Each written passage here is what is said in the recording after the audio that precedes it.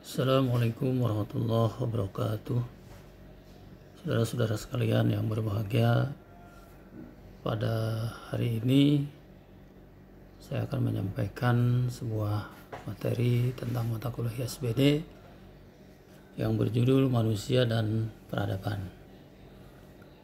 Tema ini tentu saja saya berikan sebagai kelanjutan dari tema-tema sebelumnya, yaitu tentang manusia dan kebudayaan.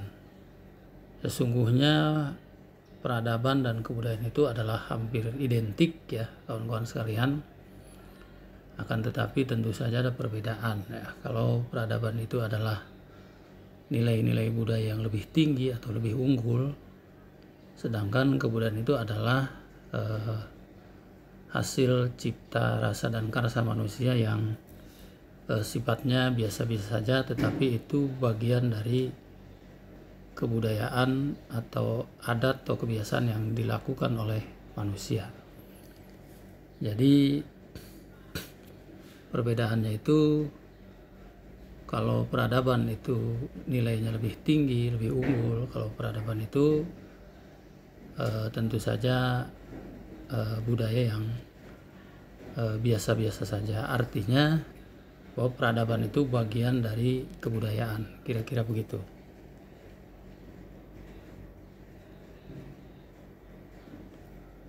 Kawan-kawan sekalian, istilah peradaban itu dipakai untuk menunjukkan pendapat atau penilaian terhadap perkembangan kebudayaan.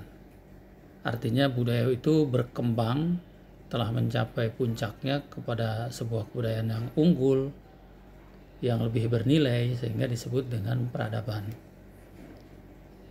Peradaban adalah kebudayaan yang bernilai tinggi. Nah, ini yang tadi saya jelaskan, yang lebih unggul, yang lebih tinggi. Kebudayaan yang bernilai tinggi, perkembangan kebudayaan mencapai puncaknya berwujud unsur-unsur budaya yang bersifat halus. Tentu halus, indah ini adalah berkaitan dengan seni ya. Tinggi gitu kan, sopan, luhur ini berkaitan dengan tingkah laku manusia. Maka masyarakat memiliki kebudayaan tersebut dikatakan telah memiliki peradaban yang tinggi. Jadi kawan-kawan sekalian, sekali lagi bahwa peradaban itu adalah perilaku atau unsur-unsur budaya yang lebih halus, indah, lebih tinggi, sopan, luhur.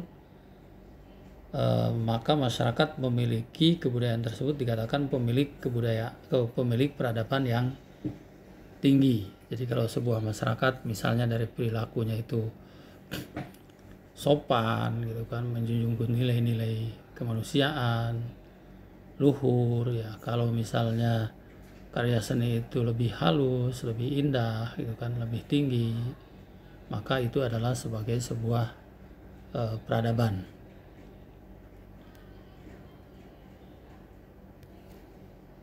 Lanjut.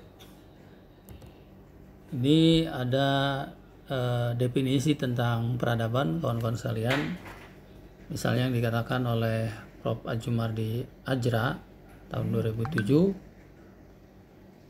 bahwa peradaban itu mencakup berbagai aspek kehidupan manusia, sejak dari pandangan hidup ya, tata nilai, sosial budaya, politik, kesenian, ilmu pengetahuan, sains, teknologi, dan tentu saja banyak lagi ya.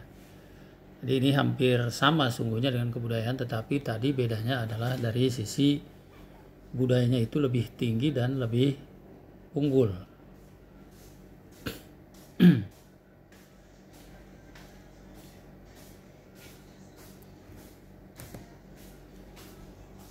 Manusia pada hakikatnya itu merupakan makhluk beradab dan berbudaya. Itu iya ya, karena budaya atau peradaban itu hanya ada pada manusia. Tidak ada peradaban atau budaya itu pada hewan atau binatang.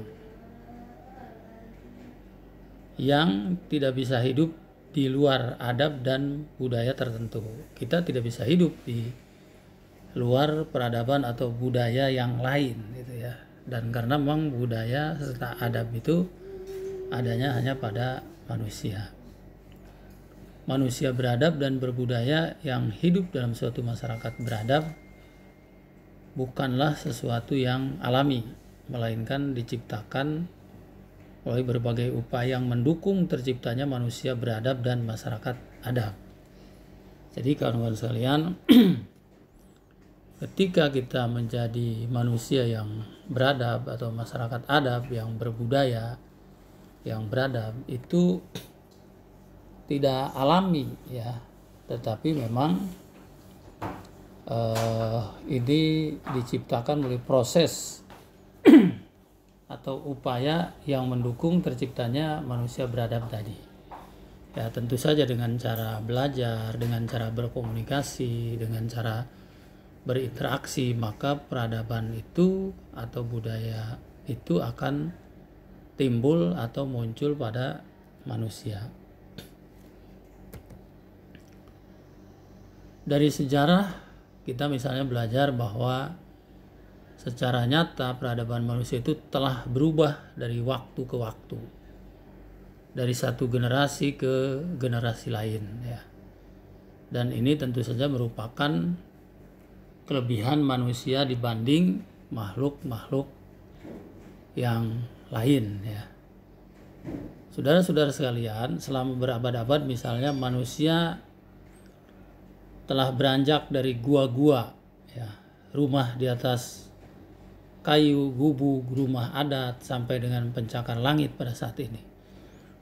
Itu terjadi perubahan yang ada pada peradaban manusia. Dulu itu mungkin kita, zamannya nenek moyang kita itu hidup di gua-gua ya, di gubuk-gubuk ya, dan lain-lain. Tetapi kita sekarang sudah tinggal di rumah yang enak, lantainya pakai keramik, ya pakai granit dan lain-lain. Dulu mungkin masjidnya itu di sosompang ya, terbuat dari bambu. Sekarang sudah lain. Masjidnya bertingkat, kemudian ada AC-nya, tempatnya dingin dan lainnya. Itu berubah karena memang peradaban manusia itu berubah-ubah ya. Hal ini semata-mata disebabkan manusia punya akal budi yang merupakan kelebihan dari makhluk hidup yang lainnya. Jadi perubahan perilaku, perubahan sikap, perubahan yang lain-lainnya dari manusia itu dari waktu ke waktu terjadi perubahan-perubahan yang sangat mendasar. Dan itu kenapa bisa berubah? Karena memang manusia itu punya akal budi ya, punya pikiran, berbeda dengan makhluk yang lain. Kalau makhluk lain, kawan-kawan sekalian, kita lihat misalnya bagaimana burung itu membuat sarangnya sebagai rumahnya. Dari dulu sampai sekarang ya, sarang burung itu ya seperti itu yang dibuat oleh burung ya, kecuali yang dibuat oleh manusia. Tidak ada perubahan, dari dulu seperti itu ya. Mereka membawa serpihan-serpihan kecil dari pepohonan, dari daun-daunan, kemudian mereka angkut, lalu kemudian diciptakan menjadi sarang burung mereka, tempat mereka yang nyaman. Nah, tetapi sampai saat ini ya tidak ada perubahan dari bagaimana perilaku yang dilakukan oleh burung itu. Karena burung itu atau binatang itu tidak punya akal budi ya, tidak punya kemampuan akal pikiran, sehingga apa yang dilakukannya itu tidak berkembang, tidak berubah-ubah. Berikutnya kawan-kawan sekalian, pada hakikatnya manusia itu tidak anti perubahan, walaupun perubahan bisa dilakukan secara sadar ataupun karena terpaksa berubah oleh karena suatu kondisi tertentu. Perubahan manusia mengalami percepatan yang tidak pernah terjadi sebelumnya sejak terjadinya revolusi industri di Eropa pada abad ke-15. Jadi perubahan-perubahan peradaban, perubahan-perubahan budaya yang terjadi pada manusia itu begitu cepat, ya. Begitu cepat dan sangat cepat. Dulu saja kita misalnya bagaimana belajar itu hanya pakai menulis itu seorang guru hanya pakai kapur, ya, di papan tulis yang sangat tradisional. Lalu kemudian berkembang, ada whiteboard, ada spidolnya juga yang sangat bagus gitu dan bisa dihapus. Nah, lalu kemudian berkembang dan terus berkembang, misalnya belajar secara daring melalui internet atau melalui aplikasi Zoom, aplikasi Google Meet dan lain sebagainya. Dan sekarang yang kita pakai adalah aplikasi exact recorder, ya, seperti ini. Itu kan dulu itu kawan-kawan sekalian tidak pernah kita membayangkan bagaimana bisa belajar secara daring, karena biasa kita melaksanakan secara tatap muka. Apa yang terjadi di belahan dunia sana juga bisa kita saksikan secara bersamaan di Indonesia, di Kabupaten Lebak, di Rangkas Bitung, di kampung kita. Siaran langsung Piala Dunia misalnya di Italia, di Spanyol, di Argentina, itu bisa kita saksikan dalam waktu bersamaan di Indonesia. Jadi dunia ini seperti sudah menyatu, tidak ada batas penghalang. Itulah perubahan peradaban yang terjadi pada manusia. Sistem surat menyurat juga sangat praktis, sangat modern. Sekarang itu bisa melalui email gitu kan, bisa melalui WA. Dulu pemberitahuan rapat-rapat dosen itu dilakukan pakai surat, sekarang itu hanya pakai WA. Dan rapat-rapat para pejabat juga sekarang itu lebih praktis, ya, tidak seperti dulu pakai surat dan lain sebagainya. Saudara-saudara sekalian, pada abad ke-20 yang disebutkan Alvin Toffler sebagai awal dari gelombang ketiga, abad informasi, kemajuan teknologi informasi dan telekomunikasi menjadi pendukung utama perubahan yang sangat cepat. Jadi sekarang itu oleh Alvin Toffler disebut dengan era gelombang ke-40, ya. Sebelumnya adalah gelombang ketiga, era informasi, era globalisasi. Bahkan sekarang lebih maju lagi, era 401, ya. Karena teknologi komunikasi dan informasi itu sudah semakin maju, ya. Perubahan yang terjadi di suatu negara bisa mengakibatkan pengaruh berantai secara global terhadap negara lain. Misalnya bagaimana pandemi corona, saudara-saudara sekalian, yang berasal dari sebuah daerah yang namanya Wuhan di Cina, karena dunia ini sudah seolah-olah tidak ada batasnya, semua orang bisa berkomunikasi, bisa berinteraksi, maka juga dengan cepat wabah itu berkembang dan menular ke negara-negara lain, tak terkecuali Indonesia. Padahal dari sisi geografis tentu Indonesia dengan Cina sangat jauh. Tidak hanya Indonesia, di seluruh dunia, di Eropa, di Amerika, di Timur Tengah, pandemi corona itu betul-betul memang terjadi karena penularannya dilakukan melalui interaksi antara manusia dengan manusia lainnya, sehingga wabah ini, pandemi ini menjadi pandemi yang mengglobal, ya, terjadi pada seluruh dunia.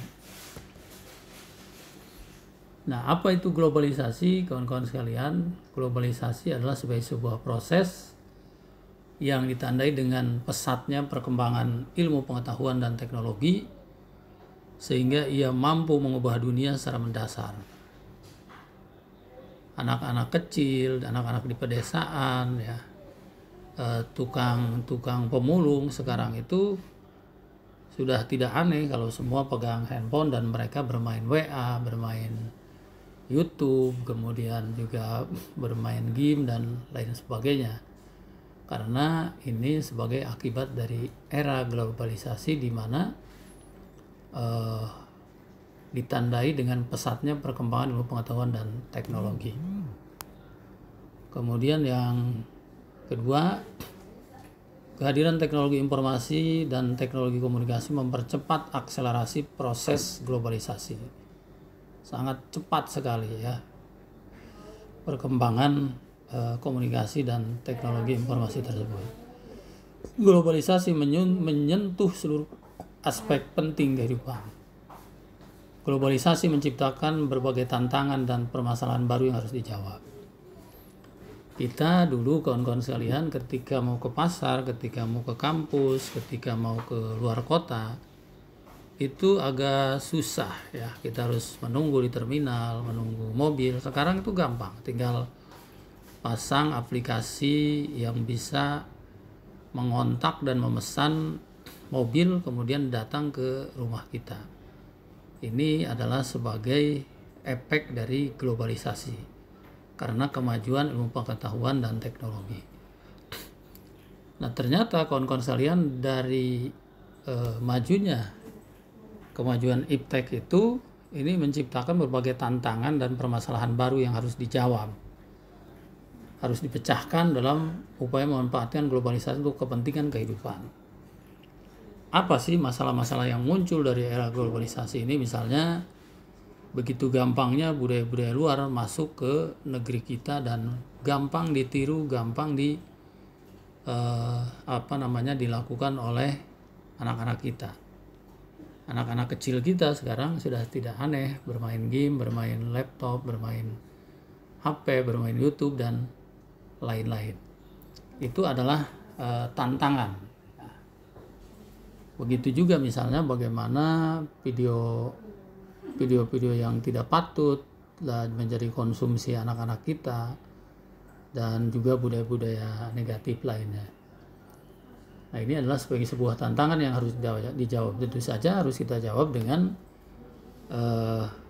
bagaimana kita menekankan kepada budaya kita yang budaya lokal gitu ya, budaya Indonesia, budaya masyarakat kita yang Islami untuk bisa mengantisipasi dampak dari era globalisasi tersebut, misalnya dengan cara menyaring apa yang datang ke kita dari budaya-budaya luar dan khusus hanya kita mengambil manfaat dari budaya-budaya yang baiknya saja, yang positifnya saja, misalnya tentang pengetahuan ya, tentang ilmu ya, tentang apa saja yang baik-baik. Di Indonesia, kawan-kawan sekalian, problematika peradaban yang timbul akibat globalisasi diantaranya bisa kita lihat misalnya di bidang bahasa, ya, kesenian dan kehidupan sosial. Bahasa kita tentu orang-orang kita ya, anak-anak kita sudah semakin baik, tidak hanya bisa bahasa Sunda, bahasa Indonesia, tapi mereka bahasa Inggris dan bahasa Arabnya juga sudah banyak yang mahir. Kemudian akibat perkembangan teknologi yang begitu pesat terjadi transkultur dalam kesenian tradisional di Indonesia. Peristiwa transkultur akan berpengaruh terhadap keberadaan kesenian di Indonesia. Ini pasti ya, kesenian-kesenian tradisional, kesenian-kesenian pribumi ini menjadi kurang diminati karena orang lebih suka kepada budaya-budaya seni yang berasal dari barat yang dianggap baru dan mungkin dianggap lebih mengasihkan ya. Kemudian dengan televisi masyarakat kita menyaksikan berbagai tayangan hiburan yang bersifat mendunia ya, dari berbagai belahan bumi, misalnya tentang Formula 1, balap motor ya, dan lain sebagainya, juga film-film yang kadang-kadang mungkin juga tidak mendidik kepada masyarakat kita. Itu adalah tontonan-tontonan televisi yang sifatnya mendunia yang sebetulnya harus kita saring mana yang baik ya kita terima dan yang jelek tentu saja jangan kita tonton. Hal ini dapat menyebabkan terpinggirnya kesenian asli Indonesia. Itu sudah pasti ya, budaya-budaya kita menjadi tersingkir dan terpinggirkan. Nah, ini dampak globalisasi kawan-kawan sekalian. Akibat globalisasi masyarakat banyak mengalami anomi, ya, sehingga terjadi kompromisme sosial terhadap hal-hal yang sebelumnya dianggap pelanggar norma tunggal masyarakat. Jadi akhirnya dampaknya budaya-budaya itu dari luar itu ya diterima saja kawan-kawan sekalian, ya, padahal sebelumnya dianggap melanggar norma masyarakat, ya. Kemudian juga terjadinya disorientasi atau alienasi, keterasingan pada diri sendiri atau pada perilaku sendiri akibat pertemuan budaya-budaya yang tidak sepenuhnya terintegrasi dalam kehidupan manusia sendiri. Kita akibat perkembangan zaman yang begitu pesat ini, akibat kemajuan iptek dan teknologi ini, banyak juga orang-orang yang merasa terasing, merasa terpinggirkan, merasa dikucilkan. Karena apa? Karena tersisih oleh budaya-budaya baru.